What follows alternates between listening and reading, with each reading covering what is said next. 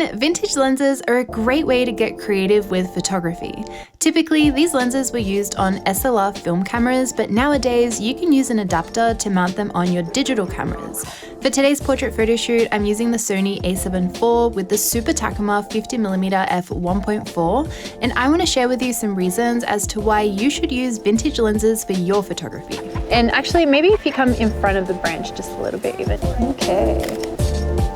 That's so cool. There's a lot of backlight here. That looks so nice with the blazer. I like it. Do you want to do a little pretend walk just there? In this first spot of our portrait session, the lighting was very strong.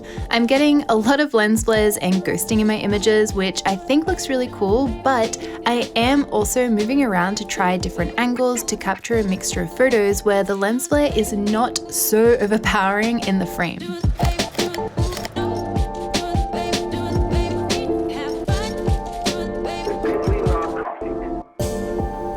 I feel like it'd be cool if you bring your hands kind of like this to the side.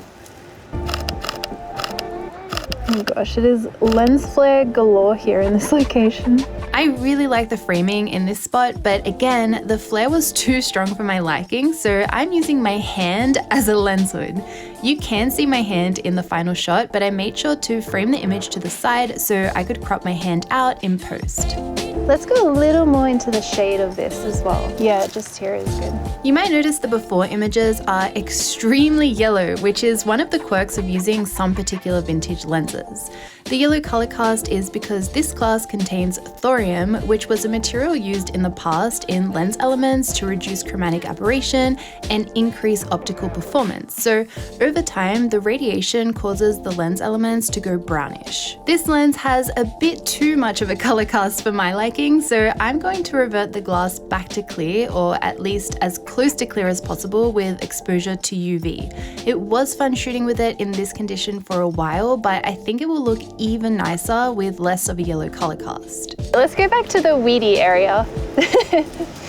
The weedy area. We'll go to that sunny spot. Do you want to stand just here? Oh, that looks so cool there. Can you even see a little bit of the water in the background? This is quite a wide shot, so you can kind of swing your arms and stretch them out to the side if you like. Since the before images are so yellow, it did take a little bit of extra work in post to correct that.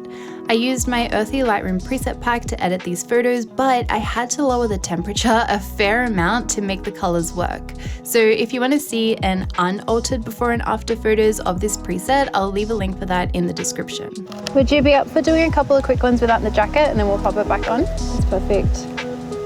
Ooh, okay, we'll try and make it quick. I also should mention that in order to be able to use this lens on my Sony A7IV, I'm using an M42 to Sony FE adapter. So if you have never used vintage lenses before, or you're on the fence on whether to try it out or not, I want to share with you a few reasons why I love using vintage lenses for my photography. First up, vintage lenses are so fun to use. We currently have amazing camera options with super fast IAF, which is a really handy feature to have as a photographer. You can spend less time thinking about what your camera is doing and more time directing and interacting with your subjects. While I love these features for my professional work, it is refreshing for your creativity to change things up, especially when it comes to your personal work.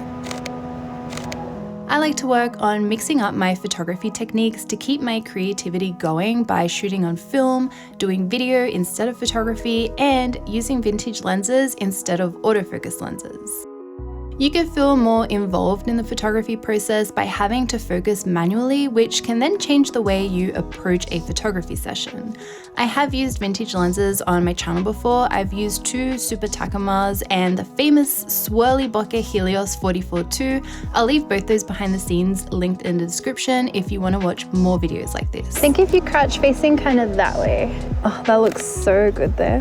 I love kneeling shots because you've got like a little bit of leg and you can do stuff with your arms. It looks really good. Oh, that's nice with your silhouette, yeah. The next reason you should consider using vintage lenses is they can produce results that are not possible to achieve with digital lenses. This Super Takumar 50mm f1.4 has two main characteristics I noticed while using it, the bokeh and the lens flare. I absolutely love the well-defined looking bokeh that is produced by this lens.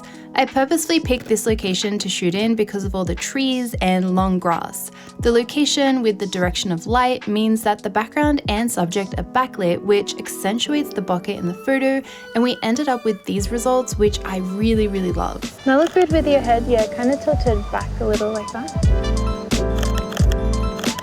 And did you want to try maybe kind of resting your head just on your chin?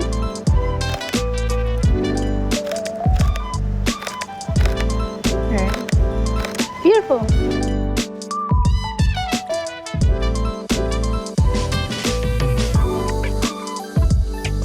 And then let's head out into the grassy area a little more. I was thinking it'd be cool if we did like a bit of a walking shot. So if you're like there and we like walk sideways together, you can kind of like swing your arms and look over your shoulder and stuff. Right, when you're ready. Likewise with backlight, depending how you angle yourself to the subject and the sun, you can also create a lot of lens flares with your photos, which is something that I love doing with my photography. This 7-element Takumar has some crazy lens flares. Hopefully they were in focus. Oh, cool. Yeah. You can see like that one was so out of focus. At the beginning of our photo shoot, the backlight and thus ghosting was a bit too strong for my liking, and I thought it looked a little distracting in the image. But as we continued on and made use of some softer light thanks to our positioning and the clouds that were rolling through, we captured some really interesting lens flares. I feel like I got some good ones. And then we'll do a few more. I really love what that looks like just here in the sun. I'm gonna get like a super wide full body shot. My favorite kind of lens flares are muted in color and cause ghosting rather than defined shapes and patterns. I found the majority of lens flares had that soft look, and there were some more defined lens flares too, but they were on the minimal side. And then I'll get a couple more portraits here as well. The only downside of this lens is the strong yellow color cast that I mentioned before. It makes the editing process take a little longer than usual, but luckily this is something that can be fixed. By today's standards, this isn't the sharpest lens, but that's kind of the whole point with shooting on older lenses. You're looking for character over clinical sharpness. I find that my copy shines the most when taking close-up headshots, as you can see here with these close-up images of India Rose. Aside from that, the mid-length and full body shots always look a little bit soft, even if the image was in focus. I find the soft look of lenses like this really adds to the charm of the final photos.